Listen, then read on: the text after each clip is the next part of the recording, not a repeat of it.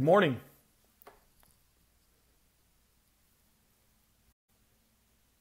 Good morning. It's Friday, October 27th, dating this podcast. Fitness Athlete Friday, so I am Mitch. I'm back with the microphone today. Couldn't be more thrilled. Always fun when it gets passed around, always fun when it comes back around. Another Fitness Athlete Friday topic. We're going to jump right into it here, guys. If you're streaming in live, kind of grab a seat on the bus as it's moving and grab along. If you're checking out the podcast, this is going to dive right into it. We'll save some cool announcements, some cool weekend recap that Ryan and I had out in Maryland. We'll save all that good stuff for the end. But let's get down to business, shall we? PT on Ice Daily Show, Fitness Athlete Friday. The topic is movement knowledge versus training experience. And you may already be rolling your eyes like, oh, Mitch, you speak on this so much. But that's not the point we're trying to make here. I see these two as kind of almost ways of classifying this, if it can help you, like a dichotomy of, if you will, of ways of kind of seeing how things lie and how it may look to an individual from the outside. And this topic kind of came up when I was listening to a podcast with Brett Bartholomew, who wrote the book Conscious Coaching, which I've been kind of flipping through over the last couple months. It's an outstanding book. I think a lot of clinicians can benefit from a book on coaching. There's some very, very close overlays there. And if you really think about it, that's all we do with patients. We're simply coaching them through a different stage of their training than what a strength and conditioning coach may be. Regardless, he was on a podcast with the Power Athlete team, John Welborn, et cetera. And they were talking about this, seeing individuals, mostly on social media, that were, movement experts or had a bunch of movement knowledge, and then a population of folks who have a lot of training expertise and training knowledge, right? And the content produced from both and the product produced from both is very, very different. And I think this is something that we can be a little introspective on as well, because traditionally as PTs, we fall into that movement expertise funnel, right? Where if you look at our social media presence as a whole, as a very generalized statement, more times than not, we showcase very nuanced exercises, very unique things that are probably novel and new and exciting and get a lot of likes, but aren't really able to be loaded quite heavily, maybe don't have a long-term positive adaptation ability potential, if you will. We're really just out there to try to showcase little hacks and rehab tips that we kind of move people along in a very small stage of their progress. And if you look at the flip side of that, the individuals who have a large training background or training experience will be showcasing client transformations. They'll be showcasing an athlete moving a heavy barbell, right? Setting a new PR at a clean and jerk, or they'll be sprinting or running a 5K. They're showcasing more appreciable gains in fitness or in training, and at a result, they're showcasing the product that the client is looking for. Essentially, that's what they're showcasing. They're showing the transformation. They're showing the performance gain, which leads us to a split in the road when individuals, specifically fitness athlete-minded individuals who are training and training is important to them, are faced with a choice when they have to go seek out help. Do they seek out someone with movement expertise, or do they seek out someone with training experience, right? In more times than not, I would say in this population, in this fitness athlete-minded population, they tend to seek out the individual with the training experience, right? They go to that guy or girl who's the head coach at their gym. If you're in the CrossFit market, if you're in your classic, Anytime Fitness or Gold's Gym type of thing, you're seeking out that guy or girl who's been training a long time, who, just by looking at them, they know their way around the ropes. You're seeking out them for advice. What do you do? My shoulder's hurting, this and that, the other thing. Those are tend to be the people, when they can showcase their training experience, tend to get the folks from a direct access standpoint, right? And we're not here to debate on whose scope of practice that is and whether or not they should be given advice. That's just simply how the consumer responds in this environment. They go to the individual who's been doing the thing that they've been doing, and they ask them for advice, thinking maybe they've experienced similar issues. What's not top of mind is to think of their physical therapist across town who's been putting out TheraBand-related exercises or mini weight shoulder rehabilitation exercises. That doesn't come top of mind because it's not the content being produced. It's not the message being showcased. And it's important for us to understand these two, understand how people select and choose someone to go to when they need some help, some advice to get, and quote unquote cross the bridge. There couldn't be a term that I hate more than bridging the gap between X and Y. It just drives me nuts from a personal level. But you hear it all the time. I'm bridging the gap between physical therapy and strength and conditioning. I'm bridging the gap between fitness and clinician and provider and athlete and this and that. The bridge has been built, guys. The bridge is built. Think of it this way. We have the movement expertise. We have the movement knowledge. That's the piece that's hidden behind the big paywall, right? The DPT curriculum or the DC curriculum or any other provider that grants you the license to be able to treat individuals clinically and musculoskeletal pain related.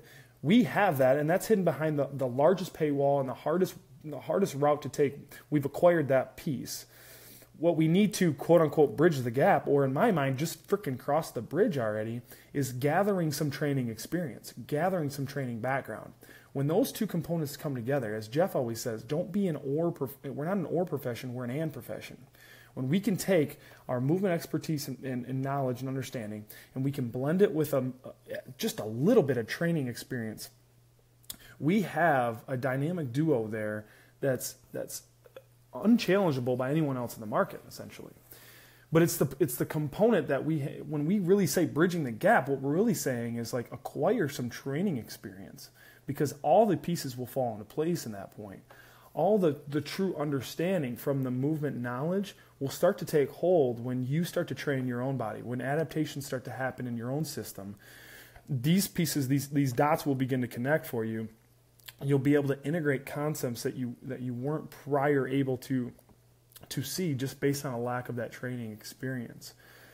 And so if I could say anything, like the gap may exist. The gap definitely exists between movement knowledge and training experience, but the bridge has already been built, and it's essentially, it's very simple. It's not easy. It's very simple. Just cross the bridge, acquire more training experience, apply the principles that you learn. You can't showcase this more than somebody like Jeff Moore, right? Here's a guy that I don't think anyone would challenge this dude's clinical expertise ever, right? The soft skills, the manual therapy hands, the ownership of the treatment room and the evaluation, went out and for the last year and a half dove into a training program like CrossFit and just started getting experience, just getting repetitions, right? Blending those two approaches together in the clinic now, if he wasn't a lethal weapon before, he is now, because with his training knowledge, with his training expertise that he's acquired over the last year and a half, not only can he improve someone's thoracic spine, he can understand why that's a big limiter in the front squat or in the overhead squat. Not only does he have techniques for improving dorsiflexion, he understands why you're not able to snatch as much and you only like to power snatch and you don't like to squat snatch because of your dorsiflexion limitation in your ankle. He's able to apply what he knows clinically and gets the results clinically, but he's able to also spin it back to why it's important to that individual who trains, because he has some training experience. He's also got a barbell and a squat rack in his clinic now. So talk about having it all captured. If you're a clinic owner or a clinic director or a physical therapist on staff and you're looking to build out a niche, carve out a niche in this population, I really warn against just running out and buying a barbell. And hear me out on this, because there's nothing I love more than seeing clinics go out and snag a barbell and some weights and a squat rack and having a more appreciable way to load patients in the clinic and create adaptations. I love that. What I warn against is the clinics who are sensing this as a trend and just think, oh, we just need to go buy a barbell and then we'll capitalize on the CrossFit market. That's all they're looking for. Not at all. The barbell is there to apply loading, absolutely, but it's the clinician with that subset of skills who has the movement knowledge, understanding, the clinical skills, and has some training experience and background that can take a barbell in the clinic and bring in the fitness athlete community and say, I know what I want to see, and I got the tools here to be able to see it. This is what I'm looking for, and this is what I want you to recreate for me.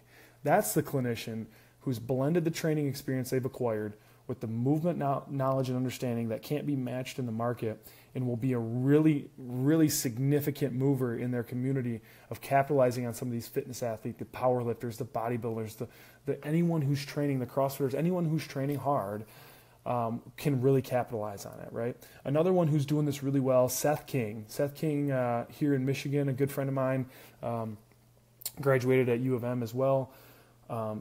Took our fitness athlete course online right around the same time, was getting involved in a CrossFit gym, was diving in head first, fell in love with it. Soon after, started kind of a side hustle in his gym. Now, the most recent thing I've noticed, he's come on board with Clint Varon Sports Medicine. They've built out a component in the clinic with squat rack, barbell, weights, a rower, some kettlebells.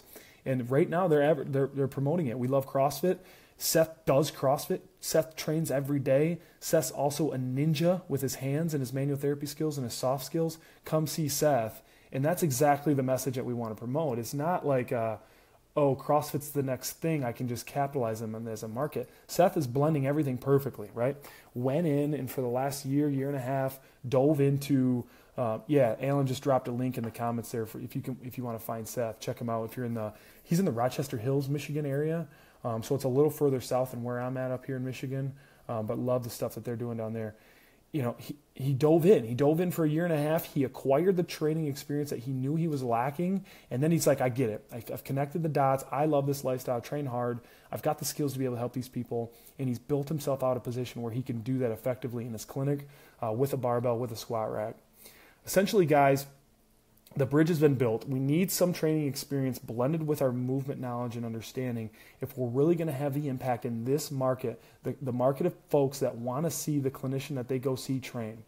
And this is verbatim, you guys. I work with an online client right now.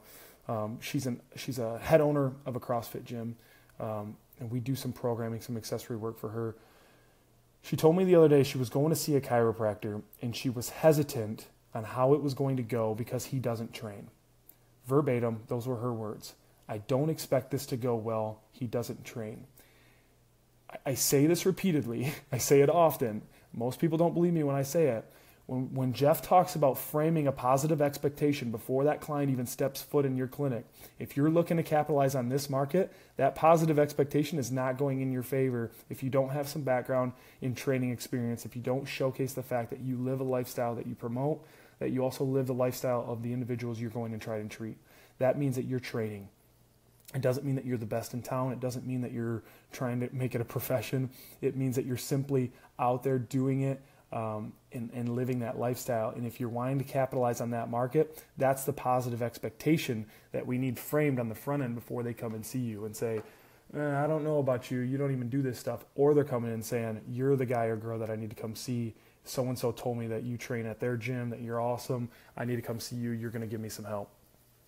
For this population, it's just how it works. It's just how it is. It's like it's a mafia. It's a mob. And there's no denying it. There's no challenging it. It's just the way it is. So that's my few thoughts. Be an and profession, not an or profession, right? It's consistently the message, right? If we want to capitalize on this market of individuals who are out there training hard, be someone who goes out and trains hard, right? Blend those two, gain some training experience. You'll be able to integrate concepts, much like Seth, much like Jeff Moore's been able to do, and have some real success in the clinic with this market of folks.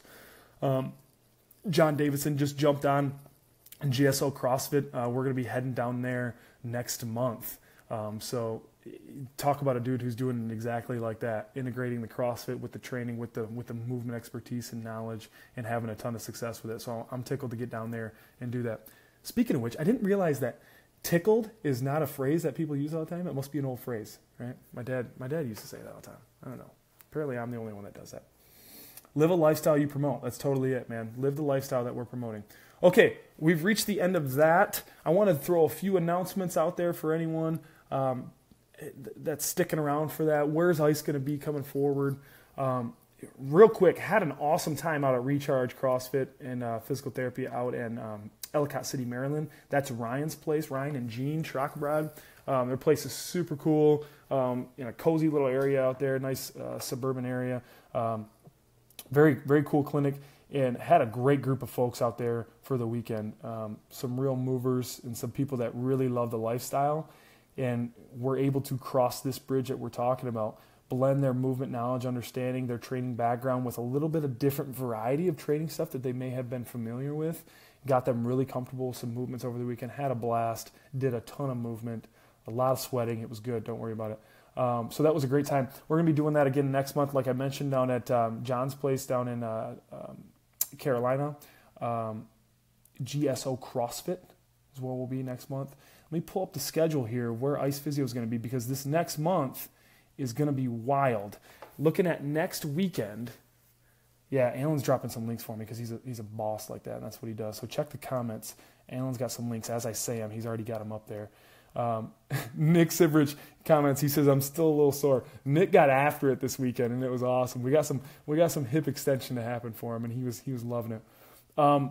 Looking at next weekend, not this weekend coming up, next weekend, the 4th and 5th of November. Yeah, we've arrived in November already. 2017 is coming to a close. We got 3 ice courses going on that weekend. We got Jason London right here in Michigan, right in my backyard up in Midland, Michigan. He's doing a bike fit course.